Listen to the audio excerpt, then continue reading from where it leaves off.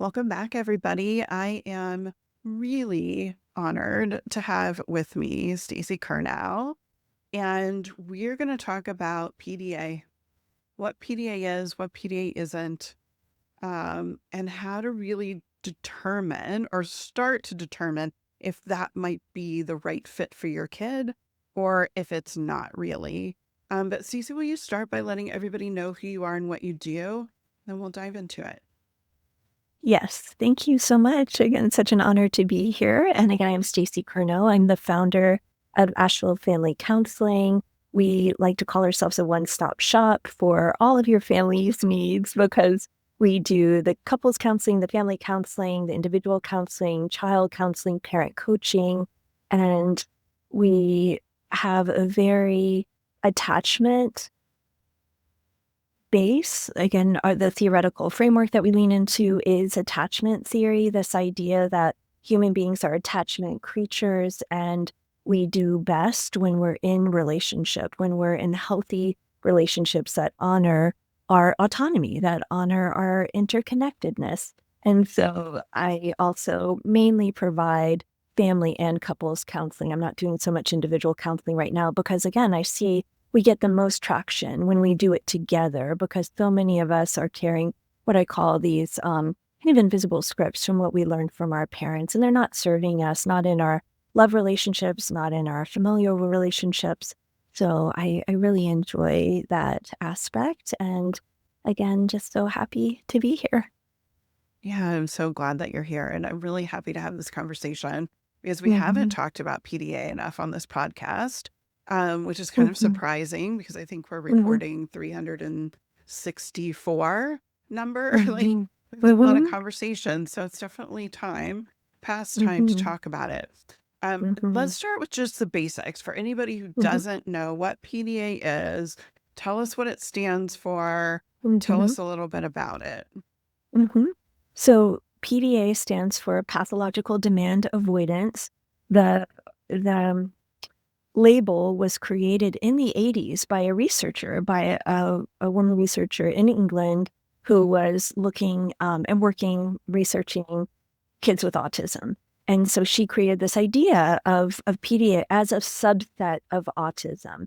And this is really widely accepted um, label. Again, it's not diagnosed, it's not even in their equivalent in England of the DSM, of a diagnostic manual. And it crossed the pond, maybe 10 years ago, we started hearing more about PDA in counseling circles. And then, as many people have probably noticed, now everyone's talking about PDA.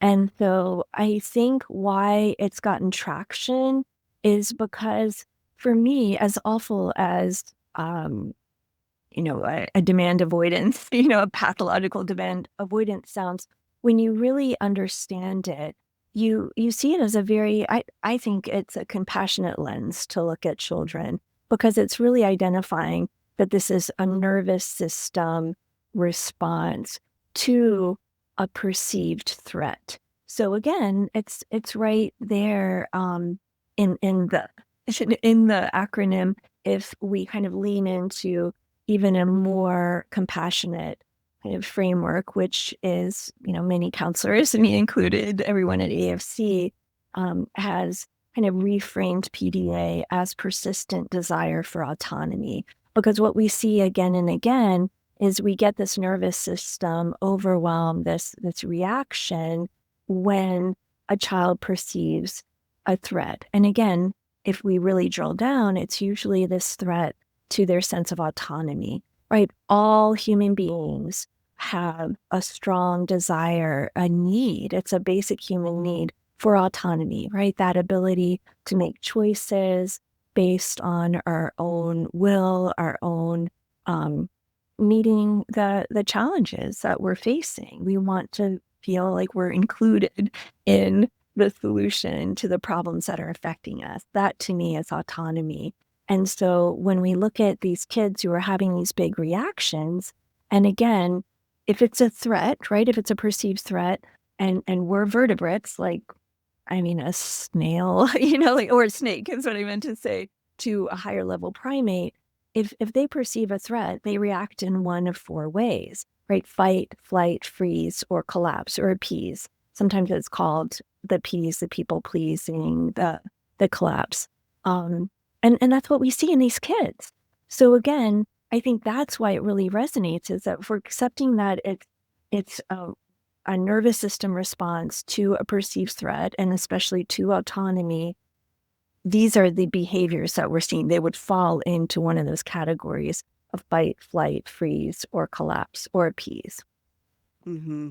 Yeah, I'm so glad that you're talking about the nervous system because it's so important for all the other pieces. As parents of Mhm, neurodivergent kids, we often worry about social things and school mhm, success and executive function and all of these mhm, skills that are lagging and stuff. But it all mhm. starts with the nervous system. We have to Really does. first. Yes, we can't learn, right? We're wanting, right? And these kids want to learn these skills too. They want to get along Mhm. well in their families, in their social systems, and they can't learn in that state of nervous system overwhelm. Again, we understand the brain pretty well to know that that executive functioning happens in the prefrontal cortex, but that will flip when, right? We won't have access to that problem solving, logical, ability to project the consequences of our actions if we're scared or overwhelmed or exhausted. So again, the more that we can orient the nervous system and understand that this is a reasonable, to be expected response, then we can start to solve the problems that are creating that nervous system overwhelm. And then we're completely changing the trajectory. We're no longer seeing those concerning behaviors. Yeah. Let's talk a little bit about what qualifies as PDA.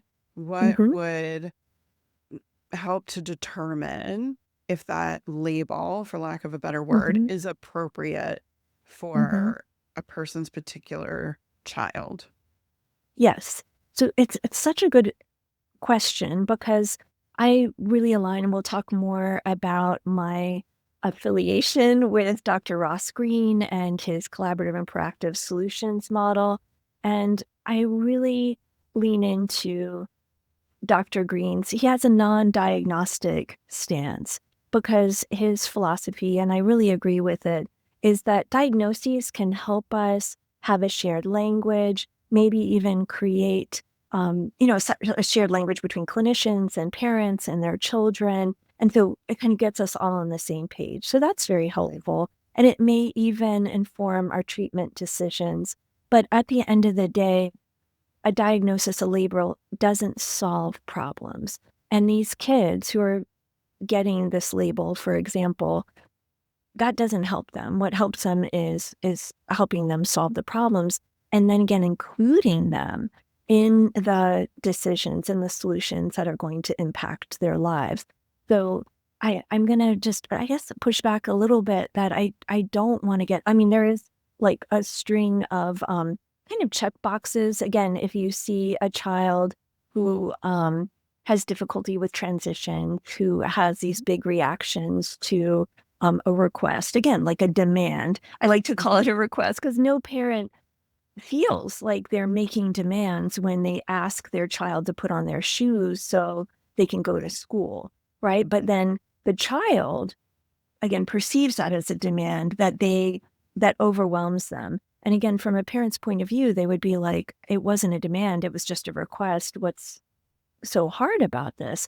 But again, that's what I would like the parents to ask the child, rather than to think this shouldn't be so hard and just focus on getting the shoes on, or saying that behavior of, crying, fighting, running away is not okay. But to ask the child, I see you're having a hard time putting on your shoes.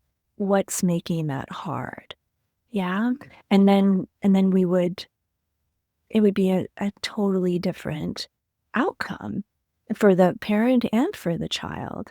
And so that's why yeah, parents intuitively know. Again, we were talking about this before, that, they'll say, oh, my kid has PDA. And so I'm much more interested in what it means to them And I generally align with it because, again, it seems to be they're more compassionate. Like, oh, my kid's nervous system gets overwhelmed in the face of demands, right? And I think that's perfectly acceptable. Again, we can all look at a checklist, but that's what resonates with parents, and that's what gets us focused on what's getting in the way when, right, a parent makes a request and this child has this big response to it. So do you think, is that okay if we just kind of say, like, Of course. I think people Yeah, of know. course. Yeah. Yeah. Yeah. I They're, think that the labels, the diagnoses, their information, they might yes. open doors to different ideas or therapies or insurance coverage, things like that, Hmm. right? They might get us an Yes. IEP in school, Yes. but it's really Yes. about how it's impacting that individual kid. Yes. And so, And the what? family and others, right? The Hmm. teachers, the friends, because that's again what we're looking at. When we're looking at the behaviors that we find concerning, the adults find concerning, it's because it impacts the kid or others, right? Again, the family, the sibling, a classmate, the teacher. So again, we want to acknowledge, like, we want to address this. And if it helps us organize around this idea, right? This label, this profile, because again, it's not even accepted diagnosis. It wouldn't be something that would, reach that level of IEP. But again, teachers recognize it too. Teachers, educators would often see, oh yeah, I asked him to fill out the math worksheet and he says he's not doing it, or he tears it up, or he hides under his desk, right? So again, they see it that he's having difficulty, right, meeting a demand or a request, and they want to help. Yeah. Yeah. Yeah. Mm-hmm. And it feels so, I'm at a loss for words. Like, it feels, I think, often disrespectful to parents. It feels like a personality problem sometimes, some would Mm-hmm. label it. And Mm-hmm. I'm thinking, like, how do we get to a place where we can understand it and reframe it, where we can get Mm-hmm. unstuck from this feeling that it creates for us, the adult on the receiving end, Mm-hmm. to actually understanding it so that we can be helpful, so that we can coexist in a way Mm-hmm. that works for everyone. Yeah.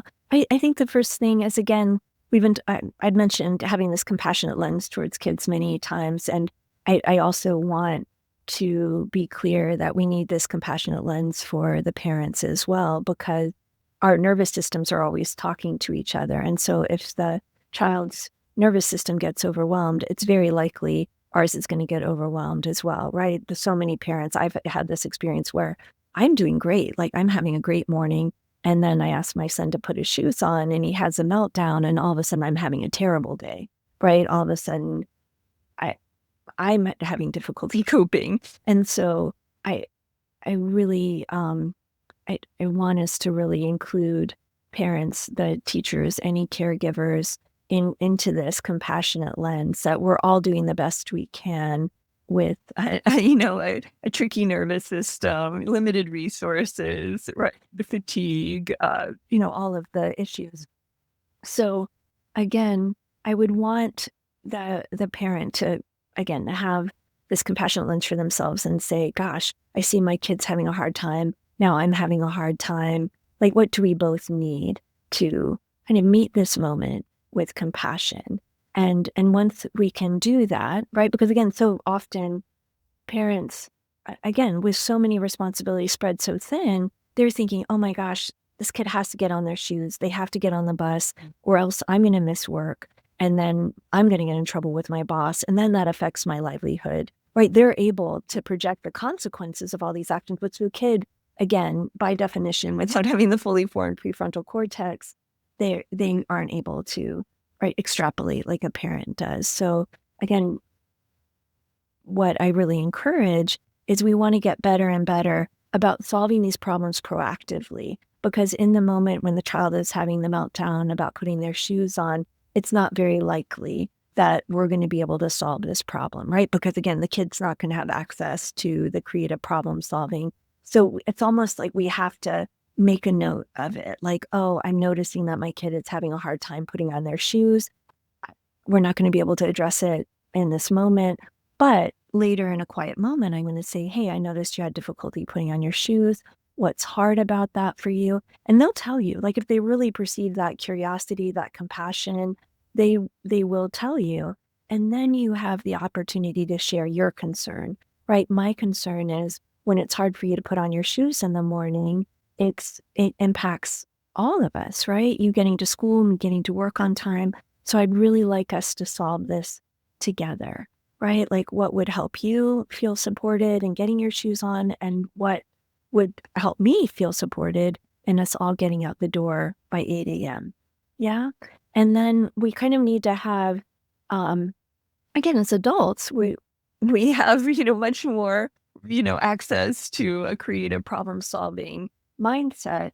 And that we would also want to think, okay, even if we've kind of problem solved for this, and the kid is like, well, maybe if I didn't have to put on my shoes until I got in the car, or maybe if I had flip-on shoes instead of shoes with laces, right? Again, we would problem solve for that. But then the adult, I would hope, I would encourage, right? This is what's going to avoid the meltdown for the child and the parent, again, who's fast losing capacity, to also say, okay, but if they can't put on their shoes in the morning, can I send them to school on socked feet? I mean, that would be something, again, that they could explore, like with the school, with the administration, with the teachers. I've found that teachers and school administrators, they're much more flexible than we think, right? And in the adult's mind, the parent's mind at the time, it's like he has to put on his shoes if he's going to go to school. But when we've literally asked teachers, is it okay if they come in their socks? They're, yeah, that's fine. Like as long as he gets to school, we just want him in school. Right. So we would not want not being able to put on his shoes in the morning as a reason. Right. But again, adults parents kind of limit the available solutions very often. So I like to really, like what I call kind of increase, like when we're stressed, it's like the lens, the camera aperture really narrows. And I'm always looking for ways, how can we expand the aperture? Yeah. Yeah. Getting really creative is something Mm-hmm. we talk about all the time, because Yes. if we are stuck within those systemic parameters, we can't step outside of that. And that's what our kids need. Like, I think all Yes. kids need that, but especially neurodivergent kids who experience the Yes. world differently.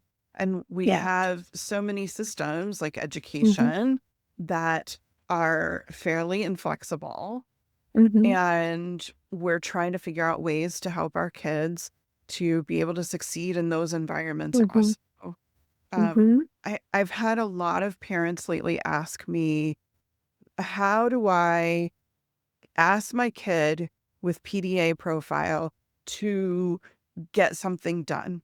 If I can't Mhm. make a demand, Mhm. how do I ask them to get something done? And they're wanting Mhm. to then convey that to the school and to teachers and have everybody on the same page.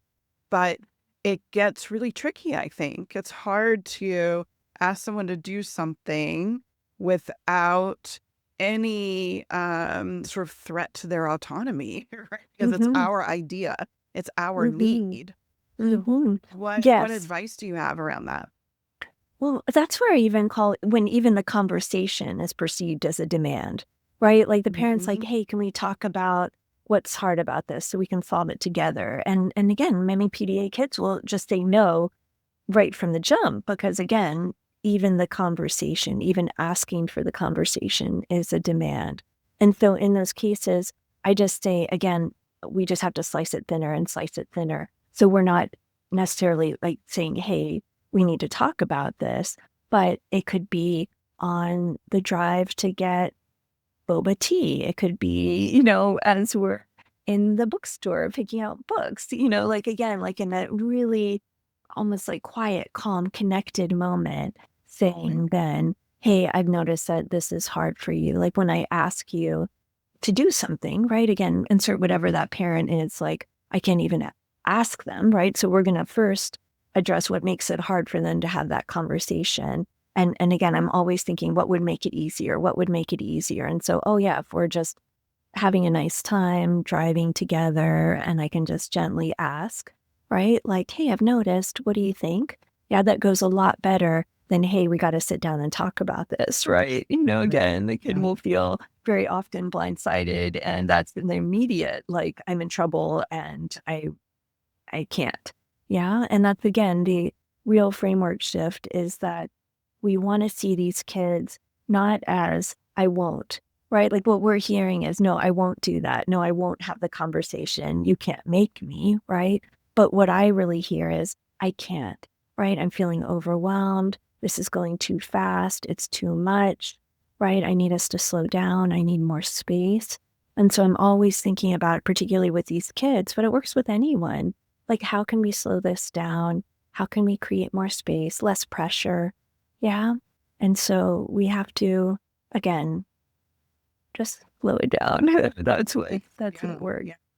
And it's not patronizing. I think a lot of times we Mm-hmm. fear that if we do that, especially with older kids, teenagers, that they're going to feel like we're babying them. Mm-hmm. But we're not Mm-hmm. really talking about like shifting um, how we speak to them in a sense. Mm-hmm. We're just giving more space for them to think and respond. We're slowing Yes. down what we're saying. We're slowing down what we're asking for, right? Mm-hmm. So it might Right. be, I don't need you to do 3 chores right now in one breath. Yes. And I Yep. ask for the first Yep. step of one, right? So, Yes. and I think that's what Yeah. you're talking about when you said slice it thinner and thinner is like Yes. how much can Yes. we back up, sort of? Yes. Yeah, I see a relationship as a living laboratory, right? If we go in as scientists and sort of have this hypothesis that maybe slower is better, maybe giving more options, maybe really asking what's hard about meeting this expectation that I have, maybe then it will go better. And then I just try, right? And then I still have the kid, right? My son is now 21, but still has a PDA profile. And what I would notice is, again, that conversations went better in the car than if I was going into his room and saying, hey, remember you were supposed to do that thing, right? It went much better if I was in the car and saying, hey, I've noticed you've had a hard time doing this thing. What's hard about that? And then what also helped was me sharing my concern. Because again, human beings, what I said about we're attachment creatures, we're tribal creatures, right? We want to get along. We want to be in a community. And we're very, I think, as human beings, we're very compassionate. We really do care about the people who are in our lives. And again, I hear over and over again, like, it seems like he doesn't care at all. And I'm like, nope, that's just the nervous system saying, no, he really does care. And how do we, right, create the conditions for that care to come through? Now, having said that, I think compassion is absolutely innate, that we do care about people.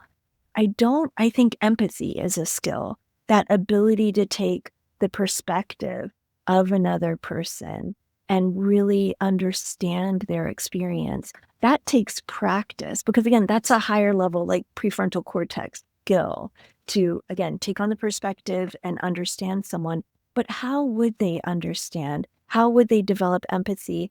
One, if they hadn't experienced it themselves, if they hadn't experienced their parents and their caregivers, their teachers as empathetic, as saying, hey, I can see something is hard for you and I want to understand and I want to help you solve this problem. So when you start modeling empathy to your kids, that's when I see them learn it very quickly and then reflect it back to you. So again, in this problem solving model, this collaborative and proactive solutions model that Dr. Greene developed, that's why step one is the empathy step. It's again trying to understand your child's perspective, what's making it hard for them. But then step two is you getting to share your concern about why this is hard for you.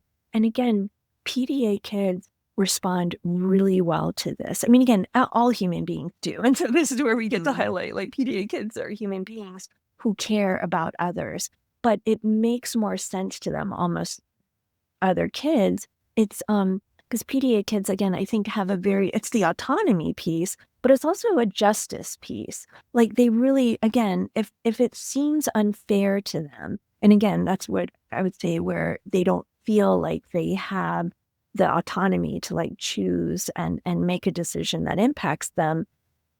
So they're very interested to hear how their actions actually impact others. And I can't tell you the number of times I've talked to these PDA kids with their parents and them really saying, oh, I didn't know that when I didn't do the chore, that it meant that you were doing it. And yeah, that's not fair, right? And so yeah, I'm now more interested in being involved in a solution that means it's easier for me to do it because I really don't want you to have to do it. And that's what we miss again when we kind of get into these power struggles, right? Which I Yeah. call as, struggles over like dueling solutions, like the parents saying you have to, and basically the kid's solution is like, no, I don't, right? And so, but if we back it up again and slow it down, we'll see these kids really do want to be included in the decisions, but also understand how their actions are impacting the people they care about. Yeah, and when you're in a collaborative family or when you're in kind of this classroom culture at school that's more collaborative, everybody just feels better. Everyone feels like they Yeah. matter. Everyone feels Mhm. seen and heard. And that makes a world of difference Understood. for our nervous system. Yeah. Of course it does. Of course, it Especially feels when these safe to things be in we an do have. environment. Yep. Yep. Mhm. Like it all just boils back down to that nervous system. It always does. I mean, every time without exception, if we're having a concerning behavior, there's a nervous system that is under stress. And so we have to become, I call it like stress detectives. We need to just, again, see the behavior as communication, almost like the smoke. Like there's a fire somewhere. I'm not sure, right? Like if a house is filling up with smoke, we're not exactly sure where the fire is. And we don't even know if that smoke is coming from an actual raging inferno or a piece of burnt toast, but we want to get curious about it. Like, what is causing the smoke? And then I want to address, whatever's on fire. And then we're not going to have that smoke anymore. So again, to truly see the behaviors information, and again, in particular with these concerning behaviors, it's the smoke, it's not the fire. And if we just try to extinguish the smoke, we're still not going to address the fire. And so that's why we don't want to focus on the behavior and extinguishing the behavior with, say, punishments and rewards, right? That's generally what people rely on. Because again, what I said in the very beginning, this is what we've learned. We learned it as children. And again, some children, I was one of those people that I was able to respond to a punishment or reward in a way that got my parents, the teachers, the result that they wanted. But these PDA kids, that's not even a choice, right? And so punishments and rewards even seem stressful, even seem like a demand. Because again, it's like, if that would work, it would, but it doesn't. And so it just increases this feeling of unsafety that I'm set up to fail, basically, is how these kids feel. Certainly not understood, certainly not supported and protected. Yeah. Are there some ways that we can foster and nurture a sense of autonomy just in kind of our day-to-day lives, like the things that we're already Yeah. doing? How can Yes. we help kids feel more and more like they have autonomy? Well, so again, we just need to break down what autonomy is. And again, that's the ability to have a say, right? To act on your own will, your own volition in a way, right? That impacts your life. Like whatever the decision is being made and you understand that it's impacting their life, then you get really curious again about making sure they have choice, right? And real choices. I buck up against very often, it's like, do you want to wear the blue shoes or the brown shoes, right? I'm giving you a choice, like, do you want to eat the chicken or the broccoli, right? I'm giving you a choice. And again, the kid might be like, either one of those options works for me, but the parent thinks, well, I'm giving you a choice. And so again, it's really having those conversations about what would help you feel included, right? Meaning we're honoring your autonomy in these decisions that are impacting your life. And it takes time and energy to have those conversations. And this is again where I've heard Dr. Greene say, choose your hard, because again, it's it's hard to find the time and the energy to have these conversations with kids, including them in the decisions that impact their lives. But it's also really hard to manage, right, the crises that result when we don't include them in the decisions that impact their lives. So again, choose your hard, right? Like make the time and the energy to have those conversations, or make the time and energy to manage the explosions as a result of not having those conversations. Yeah, I call it front loading sometimes. Like if you do Yes. more now, there's more work Yes, in the beginning, but it's going to give you absolutely. time and energy and On sanity the back on back the end. other side. Sometimes Absolutely. we have to really push to be able to create the space to do it ahead of time. We're Absolutely. going to Try do it it. back later. Yeah. Remember, it's like what I said about the living laboratory. Like if we were to switch the hypothesis from, oh, if I just impose enough structure, enough punishments and rewards, then I'll get the behavior I want. Just kind of look at it. Like, is that working for you? Are you actually getting the outcome? If you were a real scientist, you wouldn't keep doing the thing that didn't get you the outcome you wanted. You would actually change, right? It's called the independent variable. You would change that which you were doing to get that dependent variable, to get that outcome that you want. So again, I'm just like, like keep trying. But again, that Mhm. takes a lot of energy to parents who are already spread so thin. So that Yeah. gets back to, again, what I was saying earlier.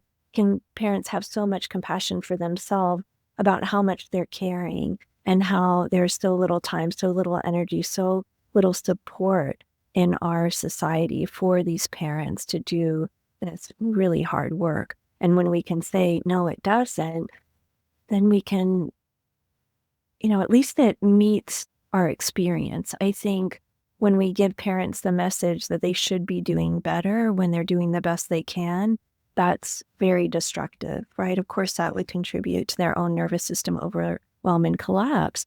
But if we can even say, hey, I see you're working so hard.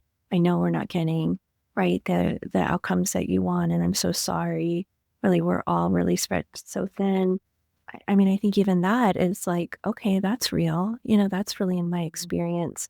And there's something, it's again, we can see in the brain with these fMRI studies when we just name someone's experience, whether it's a child or a parent, they can relax a little bit more. And the more we can be relaxed, the more that right, frees up that prefrontal cortex to find a solution. There's so much more here to unpack, I know. But we're already running out of time. So, is there Yes. anything else that you want parents or educators who are listening to know specific to PDA or parenting neurodivergent kids? Yeah. I think if I were to leave people with one thing, it's to really develop, again, I call it the stress detective or the scientist, but it really boils down to curiosity, right? Again, to be curious about your own experience, like what's making this hard for me when my child is showing these concerning behaviors, and then kind of care for that the best way that you can, but then turn that lens. Again, we naturally turn it to the kids so much, but I think it's kind of putting that oxygen mask on ourselves before we help the child. But again, curiosity and compassion are really key. And if we can just keep leaning into that over and over again for ourselves, for our child, we're gonna get through it. It's just Mhm, it's mhm, it's a lot, but we're gonna get through it. And that's what I want, mhm, is to really send this message of we can figure this out together.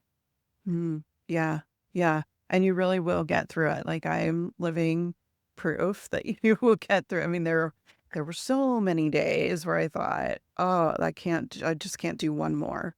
I just can't do one more day, Absolutely. one more hour, and Yes. then I turn around and I'm like, oh, my kid's an adult and things are so much easier. And how Yes. did this happen?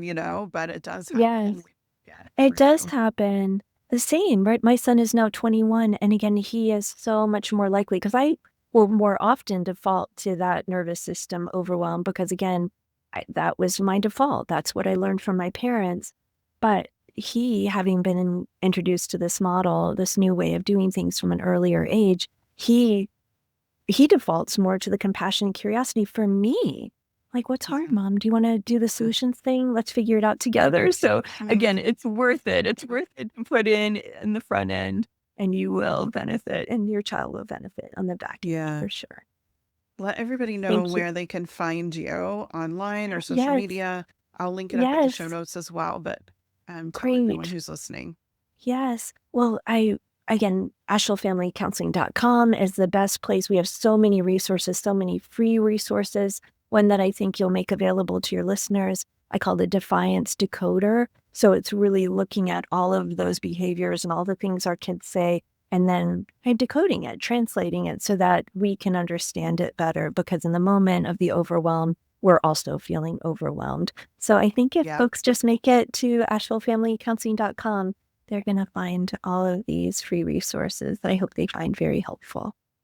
Thank you so much for being Yeah, here, for sharing some of your personal experiences and your wisdom and your time with us. I know it's valuable, and I know everyone listening has learned at least one nugget that they can take with them so. and create some positive change. So I appreciate you. Oh, thank you so much. I appreciate you and your community so much. It was an honor to be here. Take care. See everybody next time.